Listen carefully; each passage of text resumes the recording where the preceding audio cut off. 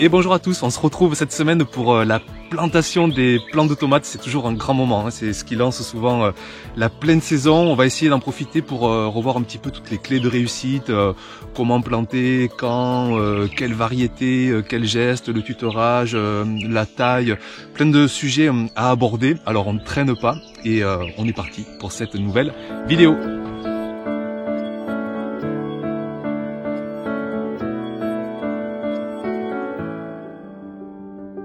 Alors cette saison, une nouvelle fois, je suis parti de la graine. L'avantage, c'est que ça permet d'avoir accès à des variétés qui sont vraiment très originales, qu'on ne trouve pas en fait sous forme de plants dans le commerce.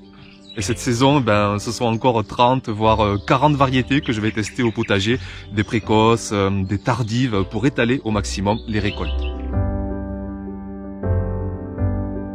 Ce sont des variétés non F1, on verra les F1 tout à l'heure, ce qui veut dire qu'elles sont reproductibles à l'identique. Elles ont un patrimoine génétique qui est facilement reproductible. Alors si on garde les graines, on aura la même variété l'année suivante. Donc c'est un gros avantage. Au contraire, elles sont peut-être un peu moins productives, 2 kilos, parfois 3, parfois 4 par plant.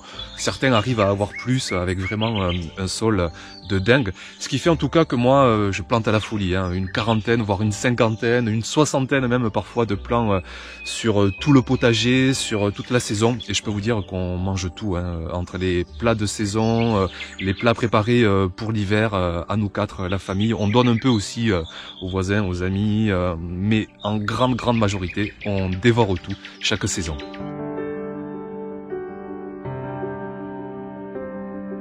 Cette année aussi, pour tester, pour comparer, pour peut-être espérer encore plus de productivité, je vais essayer quelques plants F1. Alors pas beaucoup parce que j'ai vraiment des coups de cœur pour les variétés non F1, mais j'ai vraiment envie de comparer. Donc je suis allé me dépanner de 3 plants F1 dans le commerce. Et les plants F1, ce sont en fait des plants qui sont issus de croisements de 2 variétés. Et la nature, elle adore la diversité, les croisements, les hybridations.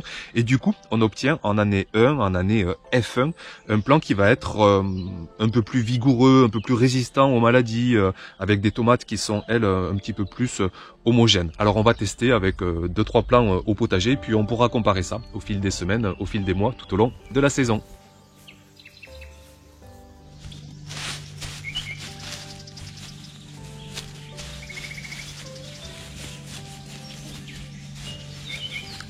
Une autre solution aussi qui se présente à nous quand on veut planter des tomates, on peut aussi acheter des plants greffés.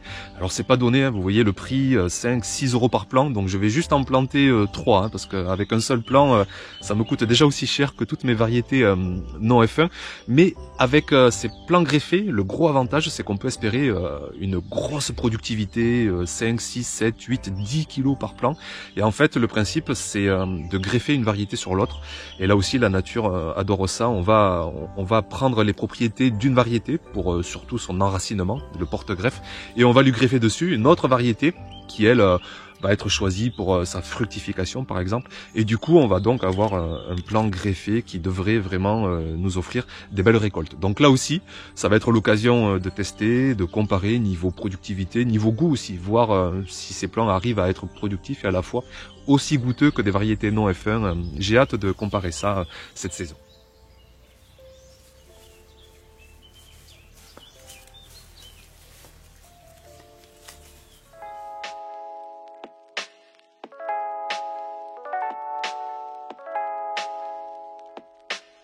Alors je crois que tout le monde doit le savoir, hein, tellement il y a de tutos sur le net, comment bien planter ces tomates. Donc je vais surtout laisser la place aux images de cette saison, mais quand même je rappelle juste le geste assez important pour vraiment bien planter ces tomates. On va planter vraiment bien profond la tige, qu'elle puisse s'enraciner de toutes parts. On peut même enlever les petites branches, hein, celles du bas. Et tous ces petits poils là que vous devinez le long de la tige, enfin surtout en bas de la tige, eh bien on met tout ça sous terre, bien profond, et ça générera des racines pour avoir des plants encore plus vigoureux.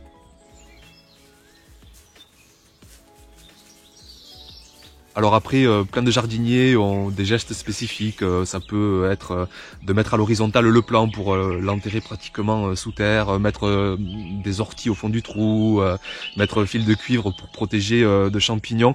Alors ici, je me suis toujours passé de tous ces gestes. Je mise avant tout sur la richesse du sol, on le verra tout à l'heure. Donc je me contente juste de bien enterrer la tige et jusqu'à présent, ça a toujours donné de bons résultats. Alors j'aime bien dispatcher les plantations sur plusieurs endroits du potager pour profiter de plusieurs sols, plusieurs expositions, pour éviter aussi, si jamais il y a une maladie, que ça se répande à toute la culture. Donc en premier lieu, je me mets sur une parcelle qui avait des engrais verts qui sont maintenant en paillage sur le sol.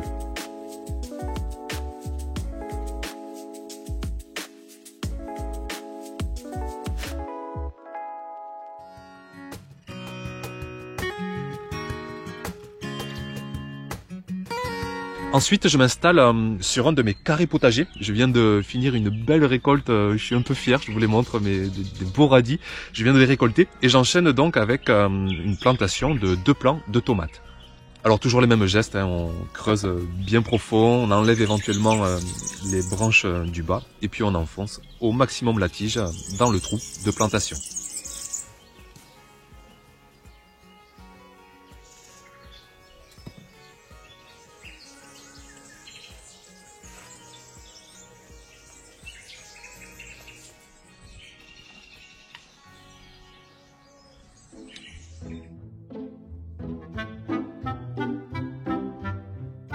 Enfin, pour ces premières plantations de la saison, je m'installe sur une parcelle qui est en fait une butte. C'est tous les résidus végétaux des cultures de la saison dernière que j'ai broyés, que j'ai ciselés, que j'ai taillés, que j'ai mis là-dedans, que j'ai mélangé là aussi avec un peu de terre végétale.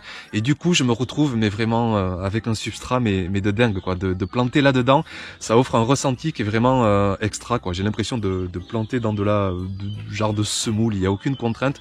Et du coup, j'ai beaucoup d'espoir de récolte, de productivité parce que je pense que la principale fertilité en fait dans cette butte, ça va être l'oxygène, la vie biologique qui va foisonner, les racines qui vont pouvoir se développer sans aucune contrainte pour aller chercher l'eau, pour aller chercher les nutriments. Peut-être un petit risque de fin d'azote, je verrai, je surveillerai et si besoin je compléterai avec des apports naturels d'azote.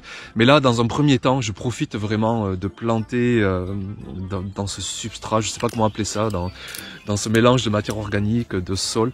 Et vraiment, c'est un régal. Alors, je profite de cet instant de plantation et toujours, j'espère là aussi avoir de belles récoltes cette saison.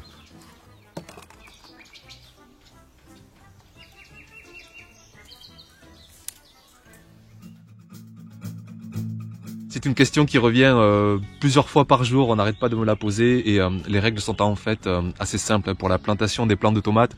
La première, c'est qu'il faut absolument éviter tout risque de gel. Moi j'ai fait des plantations un peu kamikazes il y a 1 mois et demi. Alors il y en a un quand même qui a survécu, je sais pas comment, mais sinon ça meurt. Hein. Sitôt qu'il fait un gel, les plants de tomates ne vont pas y résister. Et je dirais même qu'il faut essayer de garder raison et patienter jusqu'à ce que les nuits ne soient pas trop froides, 6, 7, 8 degrés, parce qu'en dessous, le plant va vite stresser, le plant va se mettre à végéter et on n'y gagnerait rien à planter trop tôt. Donc ici dans le sud, fin avril, début mai, c'est déjà un très bon début de créneau pour planter. On peut même étaler ces plantations jusqu'au mois de juin sans problème pour étaler encore plus ces récoltes.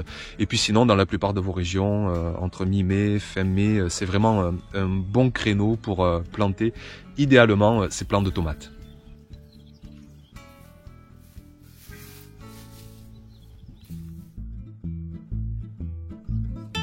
Alors la tomate, ce n'est pas une petite joueuse, hein, c'est un petit plant de 20 cm qui va se transformer en plant de plusieurs mètres, qui va nous offrir des kilos et des kilos de récolte.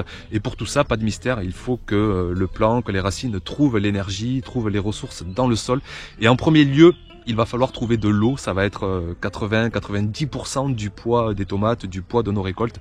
Donc il faut absolument un sol humide, soit par la pluie si on a de la chance, soit par de l'arrosage. On va essayer aussi de pailler, parfois même d'ombrager dans les régions les plus chaudes pour vraiment préserver ce sol humide. Moi je sais qu'ici j'utilise ces 3 solutions, paillage, ombrage, arrosage. L'arrosage, là aussi on me pose souvent la question à quelle fréquence et il n'y a pas de réponse de fréquence. En fait, il faut arriver à une finalité de sol humide. Donc ça peut être une fois tous les jours, s'il fait plus de 30 degrés, s'il fait du vent, si on manque un peu de paillage, d'ombrage. Ça peut être jamais de la saison, si vous avez des températures en dessous de 30 degrés ou en dessous de 25 degrés, que vous avez des pluies par moment. Donc c'est vraiment à nous d'adapter toutes les conditions pour vraiment arriver à une finalité de sol humide, pas forcément à la toute surface, mais sitôt qu'on creuse 10, 20 cm, il faut vraiment qu'il y ait une humidité pour que nos tomates puissent vraiment trouver une ressource en eau.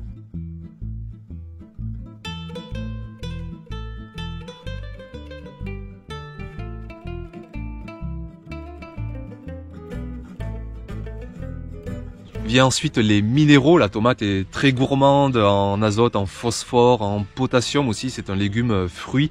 Et là, moi, j'use de toutes les solutions qu'on peut avoir en tant que jardinier, notamment les amendements, bien en amont des cultures, tous les composts, composts végétaux, composts de fumier, composts de maison, jusqu'à 2-3 kilos par mètre carré, beaucoup de paillage aussi, toujours très diversifié, tonte, foin, paille, feuilles, broyat végétal, tout ce qui traîne, tout ça va libérer, mais à moyen, long terme, petit à petit, des minéraux. Et puis parfois, même en amenant beaucoup d'amendements, notre culture ne va pas être super en forme parce qu'il va manquer quand même des minéraux.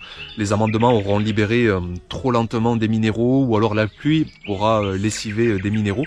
Et dans ces cas-là, eh bien je complète, j'arrive en secours avec des engrais naturels qui eux sont beaucoup plus concentrés en minéraux, surtout qui libèrent beaucoup plus rapidement des minéraux. C'est un peu comme si nous on prenait une barre de sucre pour gravir une montagne. Et bien là on va aider le plant à faire une croissance assez conséquente. Donc ici ça va être par exemple les fientes de mes poules, je les déshydrate, je les réduis en poudre, une poignée dans un arrosoir de 10 litres et hop je verse ça sur 1 mètre carré et ça apporte une ressource rapide en nutriments. Ça peut être aussi mon urine. Alors vous voyez tout ça c'est très glamour, hein, des fientes, des urines, mais bon je vous dis voilà c'est ce que je pratique. Je vais pas vous dire que je mets juste du foin et de la paille. Non, j'utilise aussi parfois ces engrais en cas de nécessité. Et donc l'urine c'est pareil, c'est 1 litre dans 9 litres d'eau, un arrosoir. Et je mets ça en début de croissance et par contre pas après, sinon on risque un excès d'azote et on aura un plant qui va pousser sans faire beaucoup de fructification.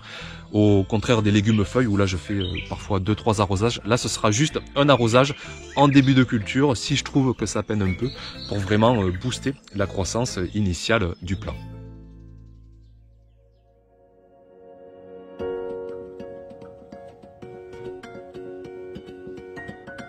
Je finis rapidement avec la taille et le tutorage des plants. Alors la taille, juste dire que bon, il y a souvent un débat récurrent sur est-ce qu'il faut tailler, pas tailler. Alors moi je trouve qu'on peut mettre énormément de nuances hein, et que tous les gestes sont bons. Ici d'ailleurs je mets beaucoup de nuances. Je suis pas dans un extrême taille ou pas taille. Je taille une grande partie des gourmands en bas du plant pour vraiment qu'ils montent en hauteur, qu'ils soient plus faciles à tutorer. Je trouve ça un peu plus esthétique aussi, ça oxygène un peu plus, ça fait des fruits peut-être un peu plus conséquents. Donc je taille les gourmands en bas, je taille souvent je taille pas un des gourmands pour laisser un gourmand se développer et former une deuxième tige principale, parfois même 3 tiges principales. Mais bon, là c'est à chaque jardinier de voir, vous pouvez très bien ne pas tailler du tout. La seule contrainte c'est que vous aurez vraiment presque un buisson, hein. Ça va peut-être manquer d'oxygène, donc faire attention. Et puis à vous de voir comment vous voulez mener au mieux votre culture. Ça rejoint le sujet sur le tutorage. Alors il existe des tonnes de solutions. Ici cette année j'utilise beaucoup des bambous, parfois des cannes de Provence, des filets, des grillages, des fers à béton, des piquets, des cages à tomates. Vous avez 1001 solutions pour tutorer au mieux cette culture. Je vous fais largement confiance pour trouver celle qui sera le plus adaptée à votre contexte.